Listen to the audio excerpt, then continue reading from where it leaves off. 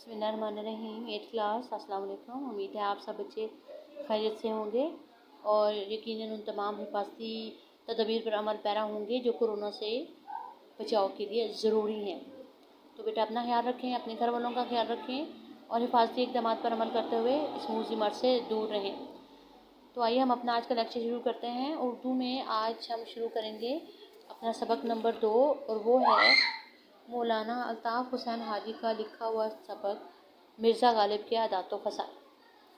तो आज हम जो है वो सबसे पहले किस पर देखेंगे, नज़र डालेंगे।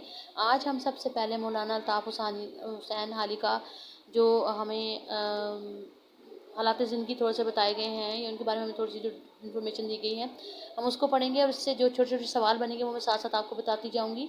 आप लोगों का काम क्या होगा, क्लास 8 आपने बेटा टाइटल पेज बनाना है और उसके बाद आप मार्कर से, ब्लू मार्कर से हेडिंग देंगे, मुसन्निफ़ का हवाला और आज का ये जो काम है, ये जो मैं रीडिंग आपको करवा रही हूँ, आपने इसके क्वेश्चन आंसर जो हैं वो अपनी नोटबुक पे उतार लेने हैं क्योंकि आज आपका होमवर्क डे भी है। तो आपने अपने काम को साथ साथ करते जाना है ताकि फिर लेट ना हो। ठीक है, तो आइए शुरू करते हैं। बिस्मिल्लाहिर्रहमानिर्रहीम।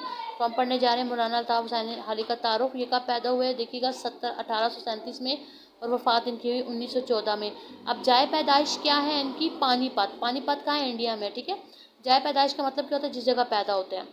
इनके अजदाद कौन है, आबा व अजदाद, जैसे वालिद थे, इनके दादा थे, फिर उनके वालिद, उनके दादा, ये पिछले तमाम जो बड़े बूढ़े उनके ख़ानदान थे वो गयासुद्दीन बलबन के ज़माने में हिंदुस्तान आए। 9 बरस के थे कि वालिद का इंतकाल हो गया। भाइयों ने परवरिश की।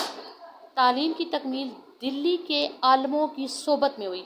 दिल्ली उस वक्त जो था वो तालीम का बहुत बड़ा मरकज़ था और बड़े बड़े उस्ताद और बड़े बड़े आलम दिल्ली में मौजूद थे और यही वजह थी कि जब अल्लामा हमारे जो मौलाना अल्ताफ़ हुसैन हाजी ने तालीमी सिलसिला मुकम्मल किया तो उनका ज़्यादातर वक्त जो है वो दिल्ली के बड़े बड़े आलमों के पास गुजरा। गालिब और शिफ्ता की सोबत से बतौर ख़ास फैज़याब हुए।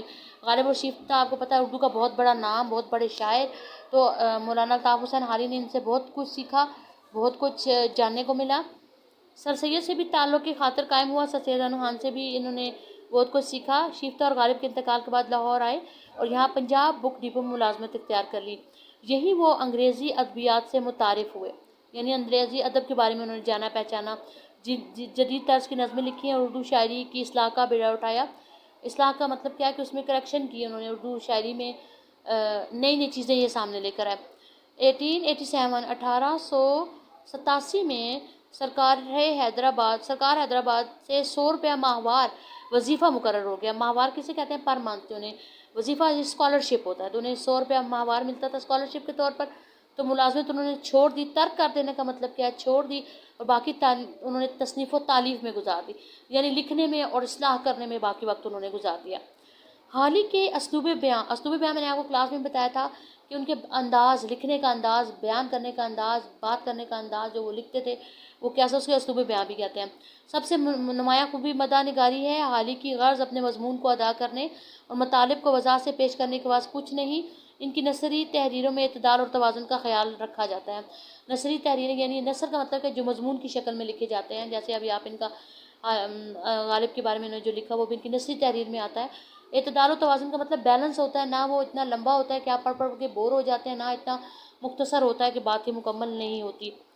बेजा इख्तिसार और बेजा तवालत से इज्तनाब करते हुए इबारत को दिलचस्प, सादा और मुदलिल बनाने में हाली अपनी मिसाल आप हैं।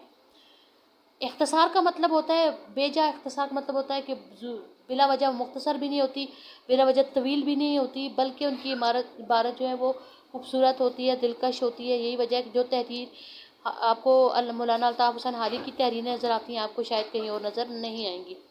वो हर बात को संजीदगी और अक़लियत के तराजू में तोलते हैं और तख़य्युल और जज्बात से दूर रहते हुए अपने ख़यालात और हक़ाइक़ को कारी तक पहुँचाने की कोशिश करते हैं। हकीकत पर मबनी इनकी बातें होती हैं और हकीकत पर मबनी ये दलाइल देते हैं।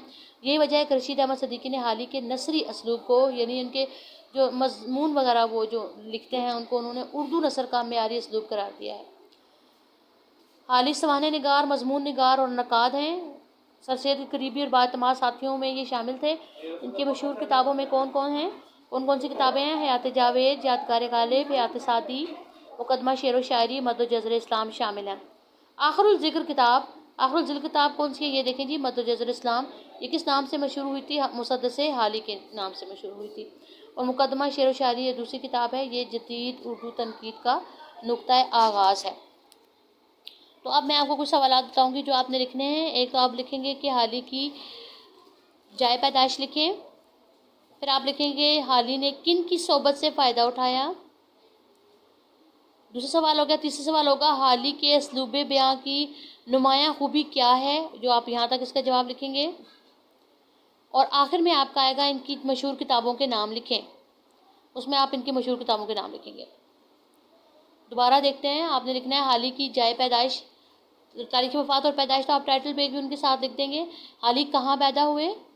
پھر آپ لکھو گے انہوں نے کس کس کی صحبت سے فائدہ اٹھایا. حالی کے اسلوب بیاں کی سب سے نمایاں خوبی کیا ہے. اور اس کے علاوہ آپ نے ان کو لکھنا ہے کہ ان کی اہم کتابیں جو ہیں وہ کون سی ہیں. یہ آپ کا آج کا ہوم ورک بھی ہے. آپ نے ٹائٹل پیج بنانے کے بعد اپنا یہ کام کر لینا ہے. پھر ہم جب چیپٹر کی ریڈنگ کریں گے تو پھر آپ ورڈز میننگ کر لیجیے گا. کلاس میں تو میں نے آپ سے کہا تھا آپ ورڈز میننگ پہلے کریں، لیکن کیونکہ مصنف کا حوالہ یہاں پہ ہمارے پاس پہلے ہے تو ہم نے اس کے حوالے سے کوسچن کرنے ہیں، تو آپ پہلے اس کو کر لیجیے گا. ٹھیک ہے، اس کو ہم کو نیٹ سا کیجیے گا اور اپنا بہت سا خیال رکھیے گا. اللہ حافظ.